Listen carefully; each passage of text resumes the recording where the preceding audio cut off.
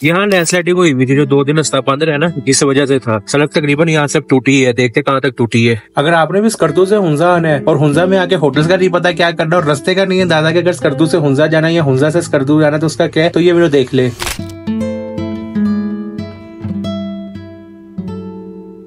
सफर तो आज के दिन में सारा 300-350 किलोमीटर ही करना है हमने, मगर मसला ये है कि यहाँ पे मल्टीपल जगह पे लैंडस्लाइडिंग हुई थी जिस वजह से रोड की कंडीशन लगता है कि काफी खराब है। तो देखते हैं स्कर्दू से हुंजा तक कितना टाइम लगता है, रोड कंडीशन कैसी है और लैंडस्लाइडिंग किन किन जगह पे हुई थी। बाकी टाइम हो रहा है तकरीबन 7:11। तो मैं अब आपको मजे की चीज दिखाता हूँ। ये जीप और बाकी सारी गाड़ियों पर इस तरह कोहरा जमा हुआ है क्योंकि रात ना यहाँ हल्की फुल्की बारिश हुई होगी, उसके बाद टेम्परेचर माइनस में क्या होगा, तो इस वजह से इस तरह हो गया है। ज्यादा स्क्रीन का ही मसला है, स्क्रीन वाली जो है उसका को लगाते हैं साहब।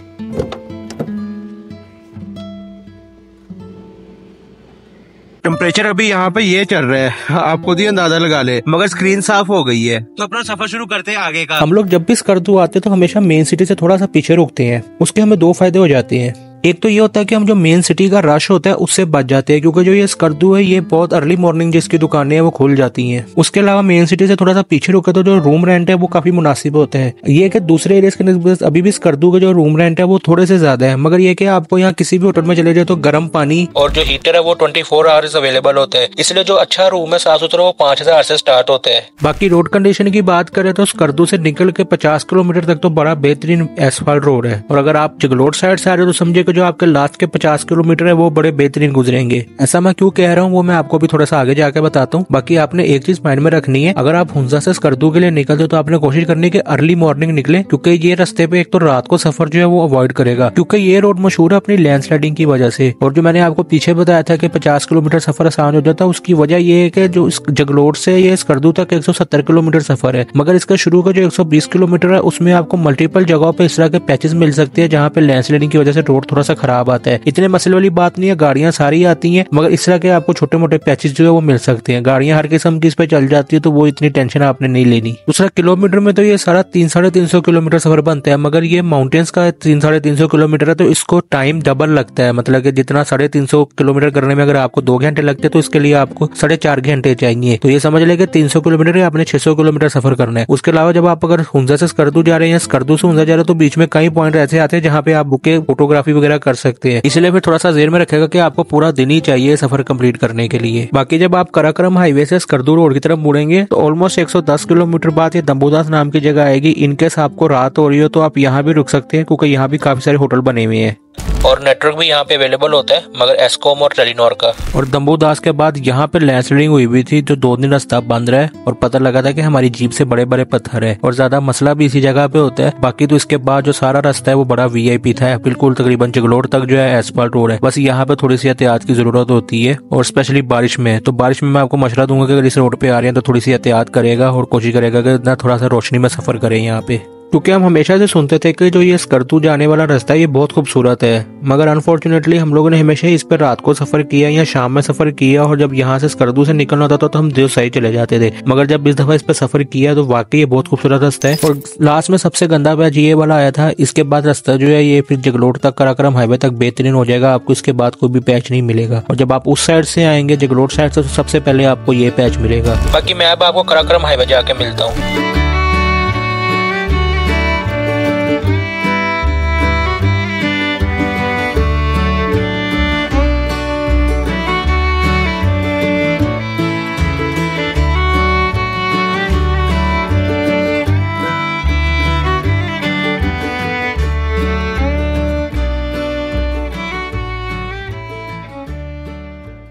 वो सामने सारा कराक्रम हाईवे है और इतनी खुशी हो रही है उसको देख के। 3 दिन वहाँ हम लोग फंसे रहे हैं। अब ये कि अब यहाँ से आगे मेन रोड पे चढ़ के तो अपना सफर शुरू करते आगे हुंजा के लिए। जब मेन रोड पे आए थे तो इरादा तो यही था कि कोई भी ब्रेक ना ले और सीधा हुंजा जाए, मगर अब थोड़ा सा प्लान में चेंज है। हम पीछे जगलोट की तरफ जा रहे हैं, वहाँ पे ना एक होटल है तो हमारी मर्जी वहाँ से खाना खा लें, क्योंकि हमने सुबह नाश्ता नहीं किया था। तो जगलोट से खाना खा के तो फिर अपना सफर शुरू करते हैं आगे के लिए।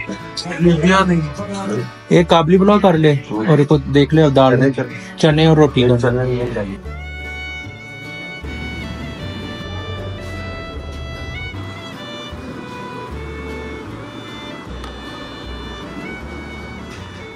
हम ये हर दफा पुलाव खाते हैं, मगर पुलाव से ज्यादा मतलब आज इनके चने थे। और पेट्रोल भी यहाँ जगलोर से डलवा रहे हैं, क्योंकि अभी ना आगे सफर बहुत पड़ा, तो हमारी मर्जी से हम कहीं भी रुके ना, क्योंकि 1 बज गया है। तो बस पेट्रोल का डलवा के तो फिर अपना सफर शुरू करते हैं। स्कर्दू जाने वालों के लिए एक टिप हो रहा है कि आप लोगों ने अपना फ्यूल अप जो है वो जगलोर से अच्छी तरह करवा लेना, क्योंकि जगलोर से आगे आपको भी स्कर्दू में जाके पेट्रोल मिलेगा। बीच में पेट्रोल पंप नहीं आता, एक पंप आता है, मगर वो भी रिस्क वाली बात है। शायद जिस दिन आप जो दिन पेट्रोल उस पे ना हो, तो इसलिए सबसे बेस्ट ये है कि आप जगलोर से फ्यूल अप करवा ले। हाँ, ये कि दम्बूदास इधर से आपको खुला पेट्रोल मिल जाएगा, मगर बेस्ट आपके लिए यही है कि आप जगलोर से अच्छी तरह फ्यूल अप करवा लेगा। बाकी अब बात करते हैं हुंजा की। तो जगलोर से हुंजा तक आपको तकरीबन 3.5-4 घंटे लगते हैं, मगर जगलोर के बाद 2 पॉइंट आते हैं जहाँ पे टूरिस्ट रुकते हैं। एक तो जगलोर से थोड़ा सा आगे जाए तो 3 माउंटेन जंक्शन आ जाती है, वहाँ पे लोग रुकते हैं। उसके बाद फिर जब आप हुंजा एंटर होने से पहले राकापोशी व्यू पॉइंट आता है, वहाँ पे लोग रुकते हैं। तो अगर आप लोग वहाँ रुकते तो तकरीबन आप समझे आधा घंटा वहाँ 3 जंक्शन पे और 1 घंटा आपको राकापोशी व्यू पे लगेगा, क्योंकि राकापोशी व्यू पॉइंट पे जिप लाइन वगैरह भी लगी हुई है। तो अक्सर टूरिस्ट वहाँ पे थोड़ा टाइम ज्यादा गुजारते हैं, तो 1.5 घंटा वो डाल ले तो आपको तकरीबन जगलोर से 5-5.5-6 घंटे लग जाएंगे। बाकी रोड कंडीशन की बात करें तो जो हुंजा तक रोड है वो बड़ा बेहतरीन एस्फाल्ट रोड है, किसी किस्म की गाड़ी पे भी इजीली आप जा सकते हैं, रोड कहीं से भी नहीं टूटा हुआ। और जब आप कराकरम हाईवे से हुंजा की तरफ मुड़ते हैं तो सबसे पहले जो टाउन आता है वो ये दनियोर्क है, और यहाँ पे भी आप स्टे कर सकते हैं इनकेस अगर आपको रात हो रही हो। यहाँ पे सारे नेटवर्क भी चल रहे होते हैं और होटल भी काफी सारे यहाँ पे बन गए हैं। मौसम यहाँ पे हुंजा की निस्बत थोड़ा सा गर्म होता है, मगर मोस्टली आप लोगों ने अब रमजान के बाद आना है, तो तब यहाँ पे वेदर जो है इस तरह का होगा कि अगर आपको रात को स्टे करना पड़े तो मसला ना बने। बाकी अब उन लोगों के लिए कुछ टिप्स हैं जो ईद के बाद यहाँ पे आ रहे हैं। एक तो जब आप लोगों ने ईद के बाद आना है तो रास्ता बाबूसर टॉप वाला तो बंद होगा, तो आप लोगों को दासू बिशाम वाले रास्ते से आना पड़ेगा। उसकी मैंने डिटेल्ड रोड कंडीशन की वीडियो ऑलरेडी बना के चैनल पे अपलोड कर दी है, तो आपको आई कार्ड में आ रही होगी। इस वीडियो के बाद आप वो वीडियो देख लेगा तो आपको ये सारे रास्ते का आइडिया हो जाएगा कि इस्लामाबाद से चलास तक रोड कंडीशन कैसी है, और वहाँ से आगे तो मैंने इस वीडियो में बता दिया आपको। और अगर आप फैमिली के साथ आ रहे हैं और आपके साथ छोटे बच्चे भी हैं तो गर्म कपड़े लाजमी रखेगा, क्योंकि सर्दी बहुत होगी यहाँ पे। इस ब्रिज के बाद हम लोग हुंजा में एंटर हो जाते हैं, और जो सबसे पहला टाउन आता है वो है अलियाबाद। गर्मियों में हम हमेशा आके अलियाबाद रुकते हैं, क्योंकि यहाँ पे जो होटल रूम है वो काफी मुनासिब मिल जाता है, क्योंकि आगे करीमाबाद और गुरमेत वगैरह में होटल जो है वो थोड़े से महंगे होते हैं। लेकिन इस दफा हम लोगों का इरादा था करीमाबाद रुकने का, क्योंकि अलियाबाद में मोस्टली होटल जो है बजट वाले वो बंद होते हैं, क्योंकि हम ऑफ सीजन आ रहे थे और मेन रोड छोड़ के आपको करीमाबाद के लिए थोड़ा सा ऊपर जाना पड़ता है। हम लोग यहाँ इसलिए जा रहे थे कि हमें था कि यहाँ करीमाबाद में मोस्टली टूरिस्ट आते हैं, तो यहाँ पे शायद हमें कोई बजट फ्रेंडली होटल मिल जाए हमारे हिसाब का, इसलिए हमने सोचा कि करीमाबाद जाकर रूम ले लेंगे। लेकिन जब हम करीमाबाद आए तो हम वो जितने भी यहाँ पे कमरे थे वो सारे हमारे बजट से बाहर थे। वो 6,000 10,000 इस तरह मांग रहे थे, जिनमें गर्म पानी आता था, क्योंकि ऑक्सीजन होने की वजह से यहाँ भी मोस्टली होटल जो थे वो बंद थे। और स्कर्दू में 2 दिन फंसने की वजह से हमारा पूरा ट्रिप का बजट था वो ऊपर नीचे हो गया था, तो फिर हम लोग इतना ज्यादा ना खर्चा करना नहीं चाह रहे थे रूम के लिए। बाकी अगर आप करीमाबाद आते हैं तो यहाँ पे आप थोड़ा सा ध्यान में रखेगा कि यहाँ पे दूसरे एरियाज की निस्बत होटल्स जो है वो थोड़े से महंगे हैं। और करीमाबाद का जो सबसे फेमस पॉइंट है जहाँ पे सबसे ज्यादा टूरिस्ट आते हैं वो ये बल्तीत फोर्ट है। यहाँ पे फोर्ट बना और ये रास्ता ऊपर जाता है। बाकी हम लोग यहाँ से फिर नीचे आ गए थे अपने रूम की तलाश के लिए।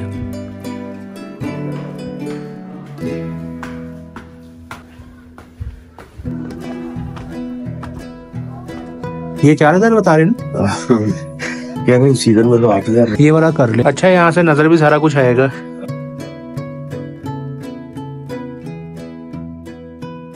और आपको बच्चों का शोर की आवाज आ रही होगी, वो खेल रहे हैं, तो उसके लिए माजरत। बाकी अभी टाइम हो रहा है तकरीबन 4:14। गणेश नाम की जगह यहाँ पे हमें रूम मिला है। तो वैसे तो कहता सीजन में जिस रूम में ये इसमें रुके ये 7-8 हजार रुपए, और दूसरा एक दिखा रहा था वो थोड़ा बड़ा था, तो उसका कह रहा था कि सीजन में 10,000 लेते हैं। तो हमने कहा हमने इतना भी बजट नहीं है हमारा, तो ये 3,000 रुपए में रूम मिल के गर्म पानी जो है वो आ रहा है, इंस्टेंट गीजर है वो चल रहा है, तो गर्म पानी का ज्यादा मसला था। सर्दी यहाँ स्कर्दू से कम है, तो वो हम बगैर हीटर के गुजारा हो जाएगा। अगर सर्दी लगी रात को तो स्लीपिंग बैग जो है वो जिंदाबाद। बाकी लाइट हुंजा पूरे में बंद है, कोई पावर प्लांट का मसला बना हुआ है, तो तकरीबन दिन में 1 घंटा लाइट आती है। और वो कह रहा था कि आपने टेंशन नहीं लेनी, 6 बजे के बाद मैं आपको जनरेटर चला दूंगा। एग्जैक्ट 6 बजे इन्होंने जनरेटर चला दिया था, और हमें लगा था कि हमें हीटर की जरूरत नहीं पड़ेगी, मगर ये आज शाम के ऊपर टेम्परेचर तकरीबन -7 तक आ गया है। तो हमने हीटर इनसे ले लिया। इन्होंने 500 रुपीज हमसे चार्ज लिया है, मगर ये कमरा एक दफा गर्म हो गया है। और वाईफाई भी लगा हुआ है। जैसे ही जनरेटर चलाया तो वो लड़का आ गया कि मैं आपको वाईफाई पासवर्ड दे दूं। तो काफी अच्छी सर्विस है इस होटल की। बाकी एक जो खाना हमने खाना था वो इनके पास अभी अवेलेबल नहीं है, तो बाहर चल के देखते हैं कोई होटल खुला तो वहां से देखते हैं कुछ खाने के लिए मिल जाए तो अच्छी बात है, वरना फिर देखना पड़ेगा क्या करना है।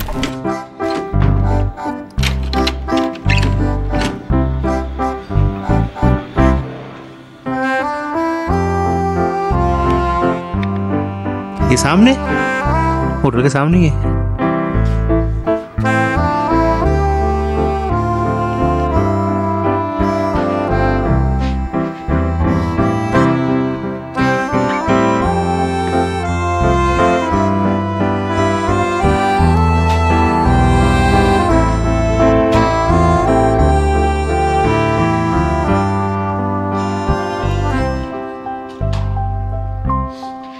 रात को खाना थोड़ा सा खाना चाहिए, स्पेशली ट्रेवलिंग में। और अभी टाइम हो रहा है तकरीबन 8:27। एक चीज मैंने यहाँ नोटिस किया कि कल हम स्कर्दू में थे, वहाँ जो थी बर्फ पड़ी हुई थी, यहाँ कोई खास इतनी बर्फ नहीं पड़ी हुई, मगर यहाँ पे सर्दी वहाँ से ज्यादा है। बर्फ शायद सुबह आगे पड़ी हो, वो आगे जब हुंजा अताबाद लेकर उससे आगे जाए खुजरात तो देखेंगे वहाँ का क्या सीन है। अगर आप ऑफ सीजन आ रहे हैं तो आप लोगों को यहाँ पे थोड़ी बहुत तंगियां तो होंगी, होटल्स जो है वो बहुत लिमिटेड है, खाने की जो है वो भी बहुत ज्यादा लिमिटेड है। स्पेशली अगर आप हमारी तरफ बजट ट्रेवलिंग करते हैं तो फिर तो आपको थोड़ा सा मसला बनेगा। मगर आप लोग जब रमजान के बाद आएंगे तो यहाँ पे मोस्टली जो होटल है वो खुल जाएंगे, तो आप लोगों को ये मसले नहीं होंगे। मगर एक आपको मसला होगा, बाबूसर टोल वाला रास्ता तो तब बंद होगा, तो आप लोगों को ये दासू बिशाम वाले रास्ते से आना होगा। तो ये वीडियो आ रही होगी, ये वीडियो देख ले। सबसे ज्यादा तो गाड़ी को मसला बनता है वो दासू बिशाम वाले रास्ते पे बनता है।